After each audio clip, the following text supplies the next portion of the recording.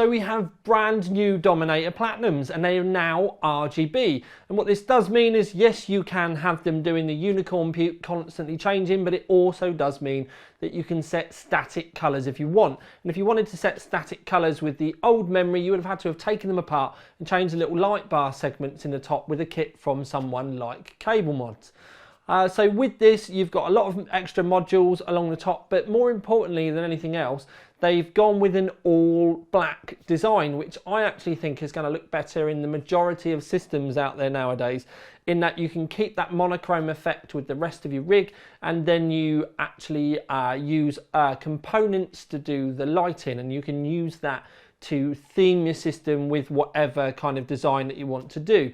You can obviously turn them off as well and just go for stealthy black memory, but I think you're kind of missing the point with the Dominators if you wanted to do that, and you may be better off getting something like the LPX or even a completely different brand if you didn't want any lighting at all. But it is worth mentioning that you can just turn them off. So when you first boot it up, this is going to be the view that you're going to get if you're lucky enough to have something with quad channels.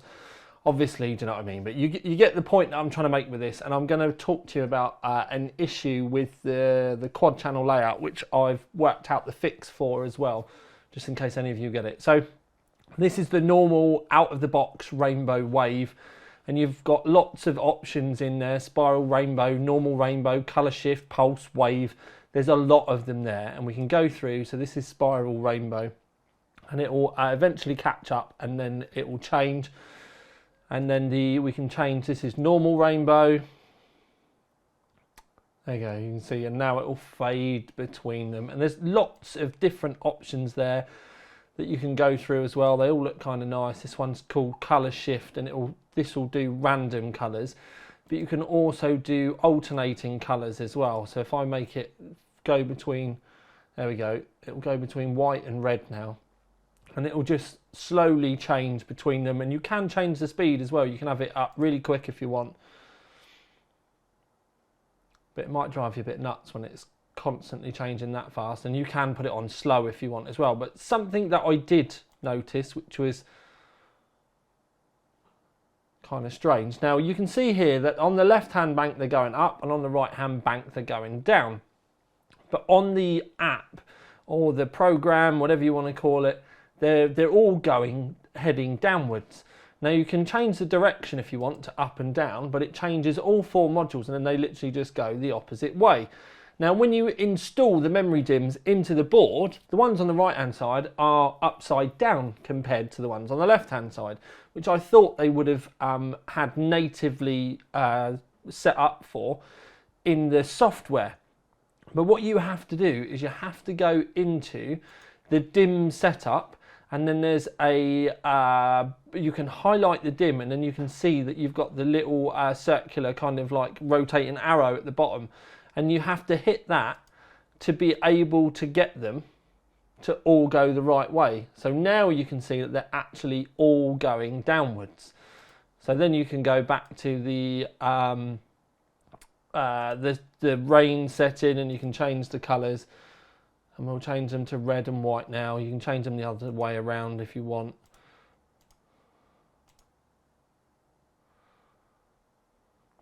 But this affects a few of them actually.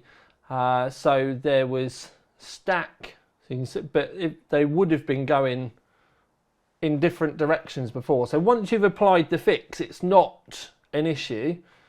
But initially, when you first do it, it might drive you a bit nuts. And I think that's something they really should have had just fixed in the software, because the DIMMs are the opposite way round on pretty much all boards if they've got quad channel, and that's something they could have fixed really easily, I think. So you've got that. So you've got the stack. There was another one called water, which, there we go, you can see it falling all the way down to the bottom.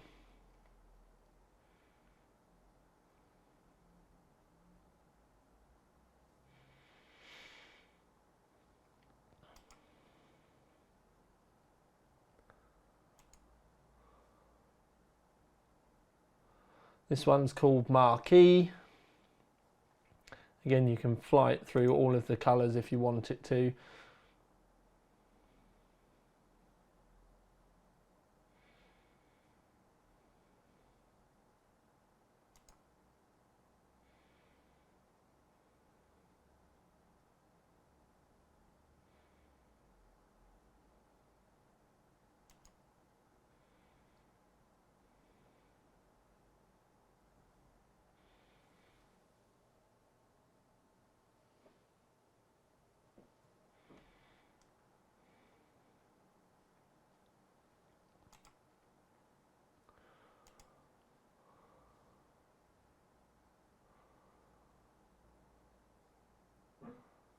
This one is Weiser. Again, this is random colours, but you can change it to do 2 colours that you want yourself.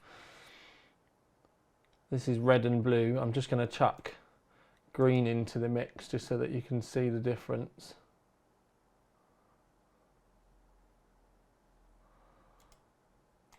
Now let's bang in a bit of pink to really confuse it.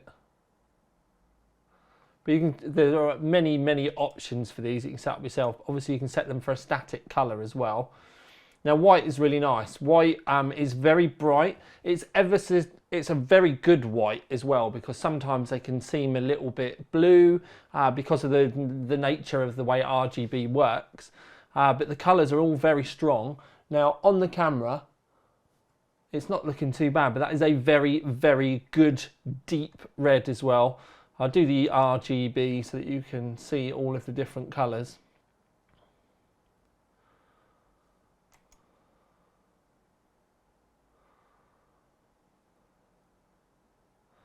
My personal favourite is white.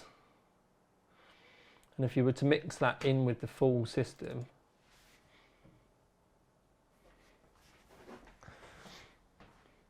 now with the motherboard lights on, the lights are looking a little bit warm, but to the naked eye, the board lights are actually slightly blue, and the camera's just working the dim lights slightly differently.